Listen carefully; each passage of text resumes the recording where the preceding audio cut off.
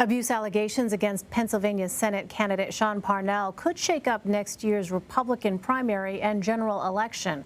According to the Philadelphia Inquirer, Parnell's estranged wife spoke at a custody hearing last week. She claimed Parnell abused her and their children. The GOP hopeful denies the accusations, but Republicans are worried these latest developments could affect their chances of taking control of the Senate in next year's midterm elections. Jonathan Tamari is the author of that article and joins me now with more. Jonathan, thanks very much for being with us. So, first of all, can you explain more about the specifics regarding these accusations? Yes, of course. So this all comes out of a custody hearing right now unfolding between Sean Parnell and his wife, Lori Parnell, who also now goes by Lori Snell. And this custody hearing played out in public at the start of this month and then 2 more days last week.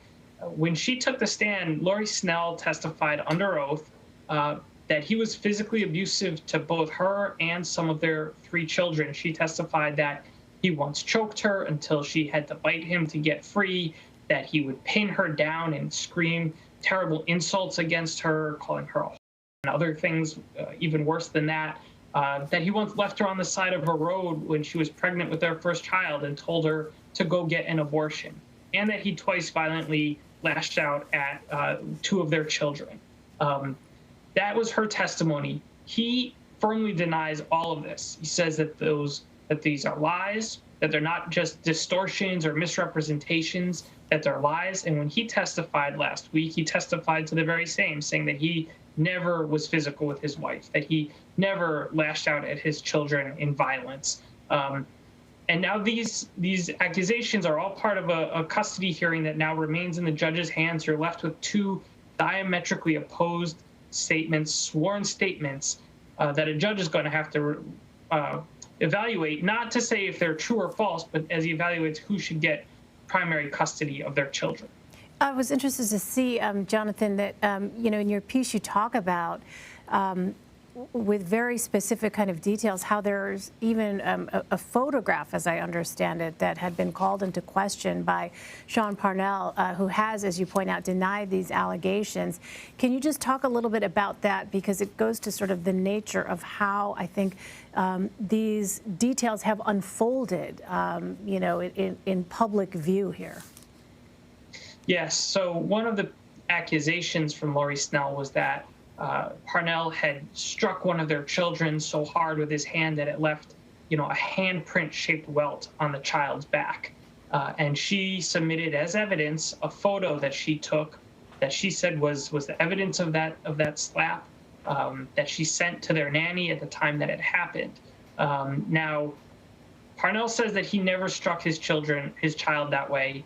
And when Snell's attorney got to cross-examine him, she asked, look at the walls, look at the carpet. That is the match. She argued that matches the walls and the carpet in your child's bedroom. And Parnell denied it. He said the photo was dark. He couldn't tell. He said that is not a photo of my son. And so that is kind of the nature of the dispute here and the extent of his denial of these accusations.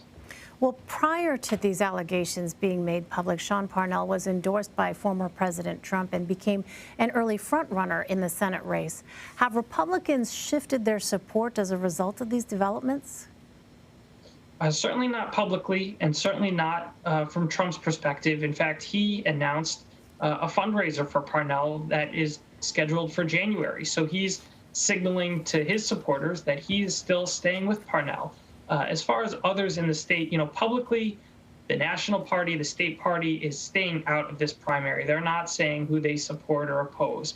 Privately, there are a number of Republicans who will tell you that they are very concerned that with these allegations out there, even if they are not accurate, even if they're not true, that just the testimony, having these things on the record would be devastating in a general election and would, almost surely be impossible to win an election with these accusations hanging out there.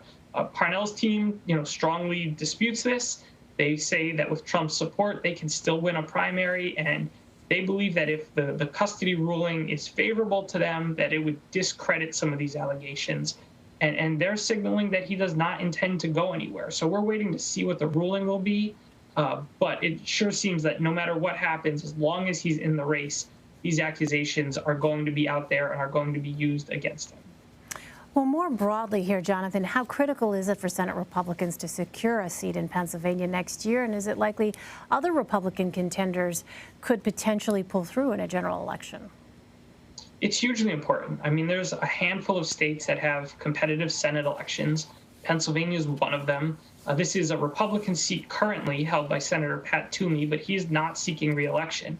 So Democrats see this in what's probably going to be a very difficult year for them.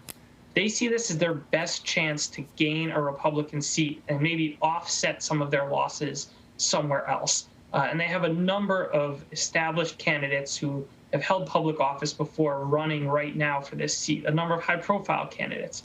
So it's going to be a crucial race. There are other Republicans in the contest. None of them have held major public office before.